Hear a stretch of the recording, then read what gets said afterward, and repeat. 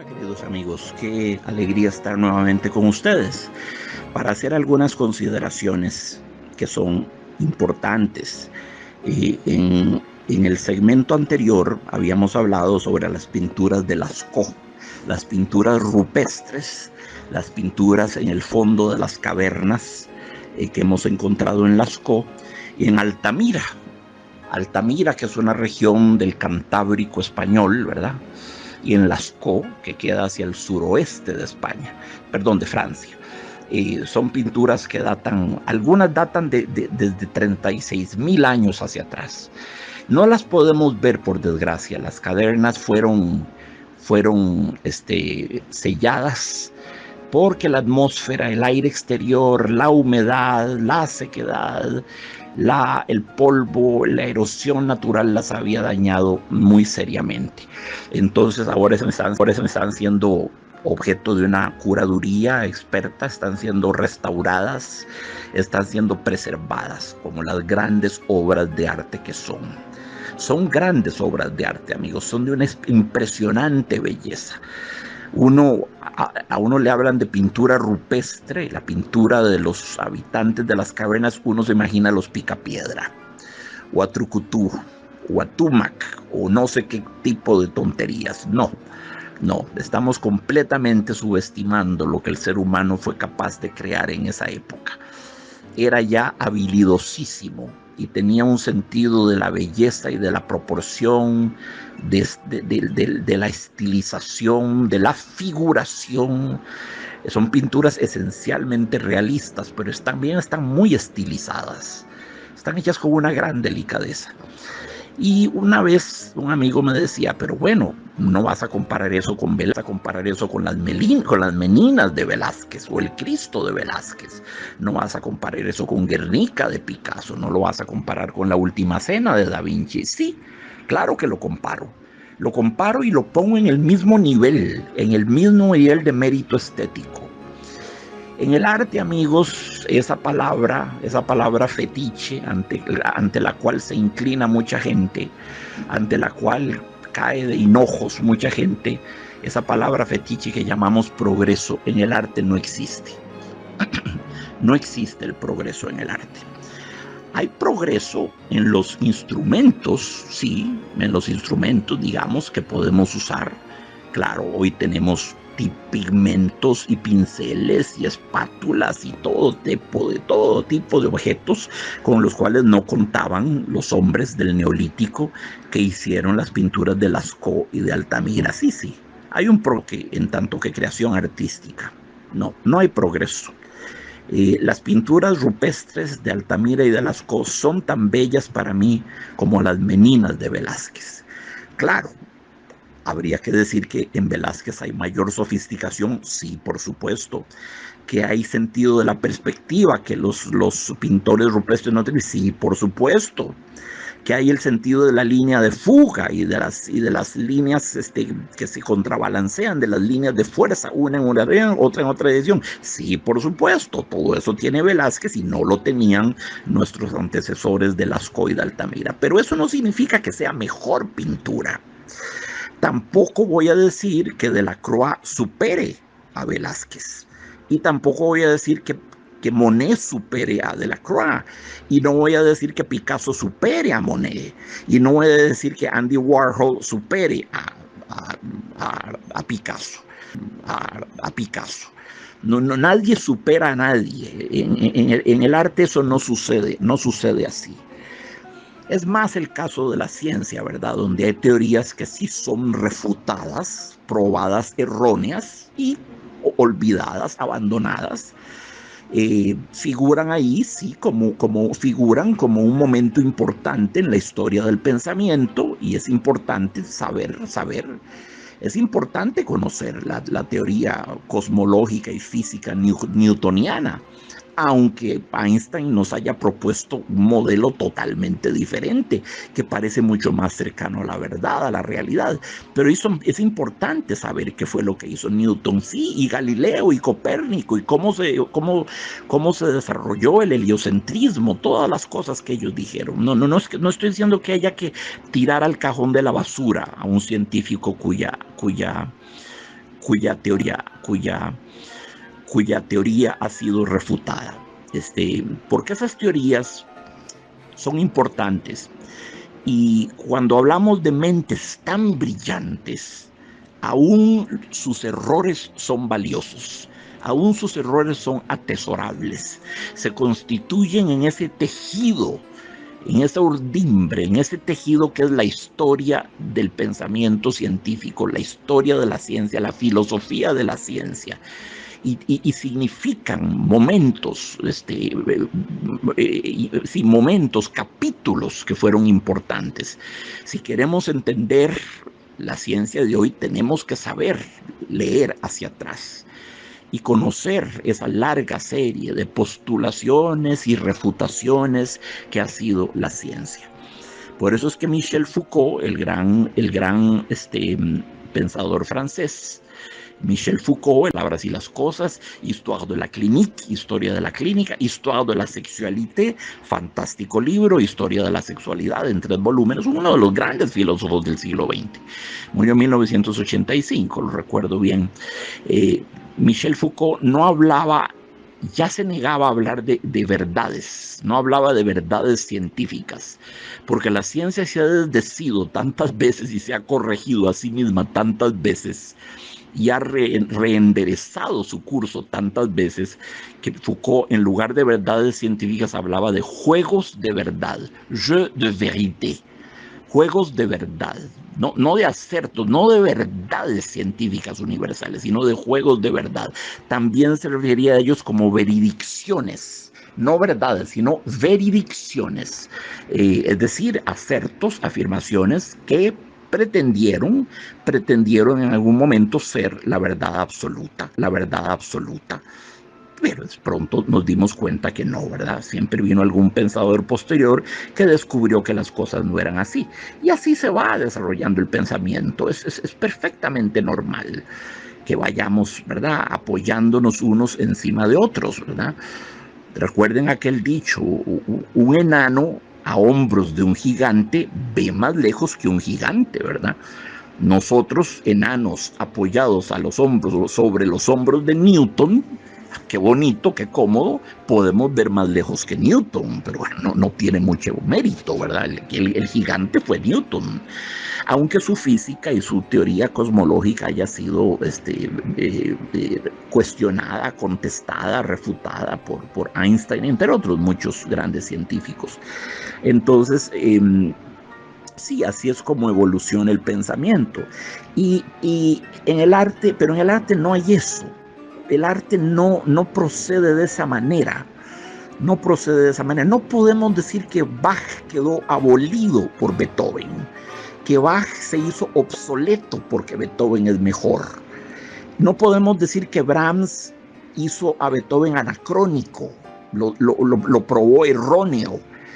Y ahora hay que ir con Brahms. Y no podemos decir que Debussy probó que Brahms estaba equivocado, porque en el arte no hay verdades absolutas, no es cuestión de equivocarse o no equivocarse. El arte es producto de la sensibilidad. El arte no se hace con la parte de la razón, no se hace con lo que Pascal llamaba l'esprit de géométrie. En sus famosas pensées, los pensamientos de Pascal, una obra filosófica crucial, él hablaba de 2 tipos de espíritus: los espíritus de geometría, los espíritus científicos, y los espíritus de fineza, l'esprit de finesse. Esos eran los espíritus más bien intuitivos. El arte se hace con el espíritu de finesse, con la intuición, no con el espíritu de geometría, no con el espíritu científico. Es diferente. La ciencia, es magnífico saber que en todo triángulo rectángulo el cuadrado de la hipotenusa es igual a la suma de los cuadrados de los catetos. Teorema de Pitágoras, lindo, bello, me encanta. Lo que es más, le encuentro hasta mérito poético por lo sintético, lo claro, lo conciso, lo perfecto que es y lo verdadero que es. Por supuesto que sí, todo eso es muy importante, pero el arte no funciona de esa manera. El arte no lo producimos con la parte de nuestro cerebro que resuelve ecuaciones de segundo grado o aplica fórmulas notables, o usa el teorema de Tales o de Pitágoras para esto o para lo otro. El arte no se hace con esa parte del cerebro. El arte se hace con la parte irracional, se hace con el subconsciente, ese océano oscuro, proceloso, tormentoso que llevamos por dentro. Es un enorme océano que se llama subconsciente, que es a donde vamos a tirar todo lo que no nos gusta, todo lo que nos hirió, todo lo que reprimimos, todo lo que nos aterrorizó, todo lo que nos dolió. De alguna manera lo reprimimos y lo vamos a tirar ahí. Es una especie de desaguadero. No voy a decir de tanque séptico porque es una grosería, pero sí, el subconsciente es el receptáculo de todo lo que no hemos podido digerir bien. Entonces es un lugar, pues, peligroso de habitar. Pero resulta que el subconsciente dicta, determina, condiciona muchas de nuestras acciones, posiblemente la mayoría de las acciones, y nosotros ni cuenta nos damos. No nos damos cuenta de que somos como ventrílocos, ¿verdad? Pero nosotros somos el muñequito, somos los muñequitos. El ventríloco que nos acciona y nos pone a hablar es en realidad el subconsciente. Y el muñequito cree que es él el que habla. Pues no, es la fuerza subconsciente que le pone palabras en su boca. Y el arte es creado desde el subconsciente. Y el subconsciente del hombre del siglo XX no difiere del subconsciente del hombre de las cavernas de Lascaux o de Altamira. A ver, por supuesto que hoy en día sabemos mucho más sobre el subconsciente que los hombres de Altamira y de Lascaux. Sabemos sobre él, lo hemos investigado, lo hemos estudiado, hemos generado terapias para explorarlo, ¿verdad? Claro que sí, tenemos el psicoanálisis, sabemos más sobre él, pero seguimos siendo animalitos que básicamente acatan las instrucciones del subconsciente. Y el arte procede de ahí, no procede de la razón que creó el teorema de Pitágoras, procede de la parte irracional del ser humano, de la parte emotiva, de la parte sentimental, de la parte visceral, procede de la sangre, del sudor, de las lágrimas, de los huesos, procede del corazón, procede de la pasión, procede del terror. Y mucho del arte que se ha creado, por no decirlo todo, es hijo del terror. ¿Terror de qué? Pues de lo mismo que tenían terror los hombres del Neolítico y seguimos teniéndolo nosotros. Terror a la muerte, terror al silencio de Dios, terror a la angustia, terror a la soledad, terror al aislamiento, terror a ser incomprendidos, miedo a amar, miedo a ser rechazados, miedo a las fuerzas naturales, miedo a todo. Los animales, el ser humano es un animal, por supuesto, atención, pero es un animal, pero no es únicamente un animal, es otras cosas también. Me apresuro a corregir ese punto. Somos animalitos, sí, hijos de terribles miedos, ¿verdad? En ese aspecto, la criatura humana no ha evolucionado del Neolítico, de aquellos maravillosos artistas que crearon las pinturas de Lascaux y Altamira, entre otras. No ha evolucionado desde entonces hasta ahora. Seguimos preguntándonos por la existencia o no existencia de Dios. Seguimos angustiados por lo que habrá después de la muerte. Seguimos angustiados por el tiempo, por el paso del tiempo, por la irreversibilidad del tiempo, por la unidireccionalidad del tiempo, que solo va del pasado hacia el futuro, no hay forma de revertirlo. Seguimos asustados por el prospecto de la decrepitud, de la decadencia, todo eso nos asusta, de la soledad en la vejez y de la muerte por fin. Y todos esos terrores han sido universales y nos han habitado desde el Neolítico, desde antes sin duda. Por cientos de miles de años hasta el día de hoy. Y el arte se hace con todo eso. Esa suma de pasiones, sentimientos, rabias, cóleras, iras, terrores, paranoias, con la parte, con la parte onírica. Eso es muy importante, lo hacemos con los sueños, el arte de los sueños. Si ustedes ven el arte surrealista, ¿verdad? Si consultamos los manifiestos surrealistas que hizo André Breton en Francia, durante la tercera década del siglo XX, cuando el surrealismo estaba en su apogeo, André Breton, que era como el papa del surrealismo, emitió varios manifiestos, ¿verdad? Y consideraba que el arte procedía de los sueños. Y cuando vemos un cuadro de Dalí, nos decimos, mira, esto solo en sueños podría ser. Esta configuración de objetos, este elefante que de pronto echa patas de jirafa, encaramado en un piano, cuyas patas son a la vez las de un caballo, y veo estos relojes derretidos que se están como cayendo, como fundiendo, como si fueran fondue de queso, y esos fondos azules atrás, porque Dalí decía que el azul era el color de los sueños, cosa con la que estoy de acuerdo. Todo ese arte que procede de los sueños, pues es arte excelso, ¿verdad? Realmente el surrealismo es como una foto de los sueños, ¿verdad? Nos propone una foto de los sueños. El surrealismo es vean qué paradójico, es una especie de realismo figurativo de los sueños. Es como meter una cámara fotográfica dentro de los sueños, tomar una foto y plasmarlo.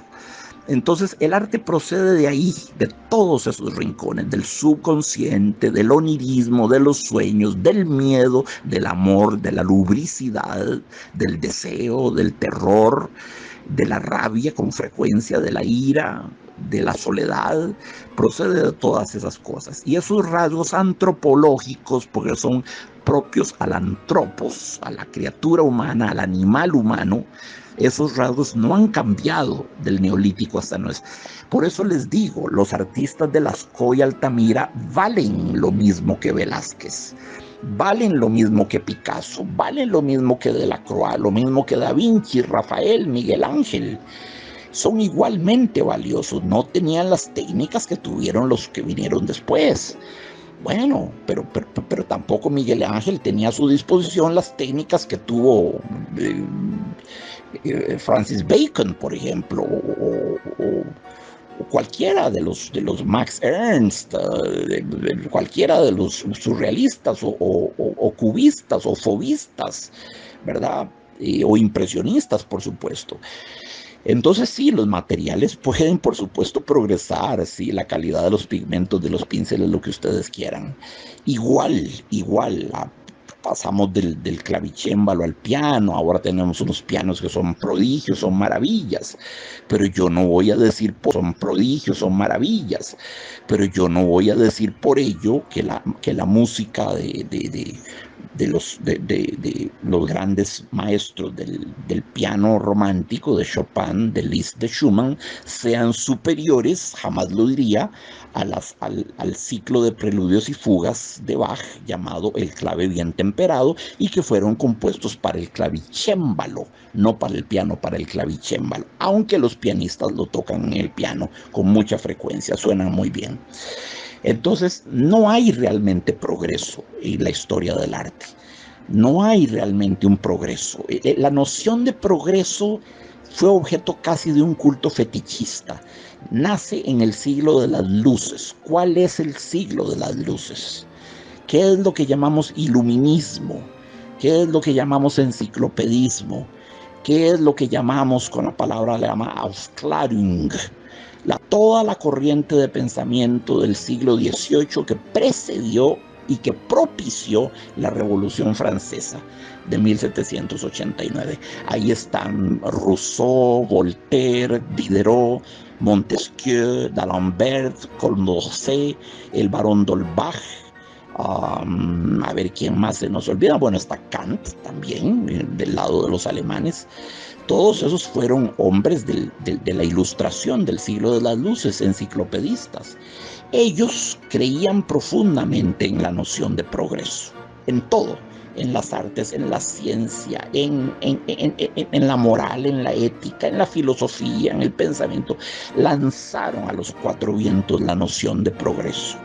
Pero bueno, las terribles catástrofes que vimos en el siglo XX, bombas atómicas, lager, campos de concentración, el horror de las trincheras en la Primera Guerra Mundial, de los campos de exterminio en la Segunda, las matanzas, los genocidios. No ha habido siglo tan sanguinario, tan primitivo, tan barbárico, tan regresivo, tan genocida como el siglo XX. De lejos gana a cualquier otro siglo.